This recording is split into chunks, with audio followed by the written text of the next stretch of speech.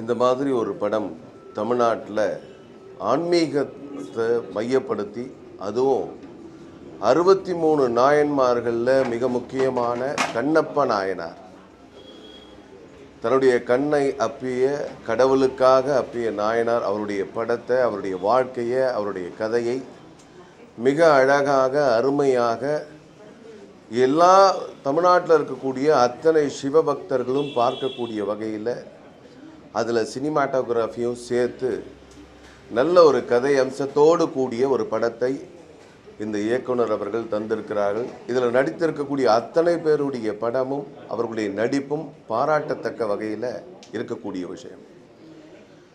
தமிழ்நாடு என்னைக்கும் ஆன்மீக பூமி. 63 நாயன்மார்கள் தமிழ் வளர்த்தார்கள், தமிழோடு சேர்ந்து ஆன்மீகத்தை வளர்த்தார்கள். அதை வளர்க்கக்கூடிய, அதை சொல்லக்கூடிய படமாக இந்த படம் அமைந்திருக்கிறது. இதில் இப்போ நடித்திருக்கக்கூடிய அத்தனை பேரும் திரு சரத்குமார் சாராக இருக்கலாம், மோகன் பாபு சாராக இருக்கலாம், இதில் இருக்கக்கூடிய அத்தனை பேரும் போட்டி போட்டு நடித்திருக்கிறார். அந்த இடத்துல நம்முடைய இந்த படத்தை பார்க்கும் பொழுது கடவுள் நம்பிக்கையே இல்லாத ஒருத்தரும் கடவுள் நம்பிக்கையோடு இருக்கக்கூடிய ஒரு பெண்ணும் சேர்ந்து திருமணம் செய்யக்கூடிய ஒரு விஷயம். கடவுள் நம்பிக்கை இல்லாத அத்தனை பேரும் கடைசியாக கடவுள் நம்பிக்கையோடு தான் போகணுங்கிறத இந்த படம் உணர்த்தி இருக்கிறது. மிக அருமையான ஒரு கதை அம்சம்.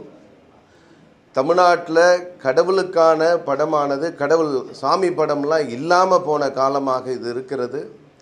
ஏபி நாகராஜனுக்கு பிறகு ஒரு தமிழ் படம் தமிழ்நாட்டில் ஆன்மீக படமே இல்லாத ஒரு நிலை இருக்கிறது. அதை மாற்றக்கூடிய வகையில் கண்ணப்பா இந்த படமானது தமிழ்நாட்டில் வந்திருக்கிறது.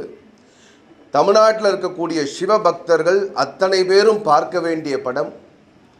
தமிழ்நாட்டில் இருக்கக்கூடிய வருங்கால சந்ததிகள் குழந்தைகளோடு குடும்பத்தோடு பார்க்க வேண்டிய படம். பக்தியை வளர்க்கக்கூடிய படம்.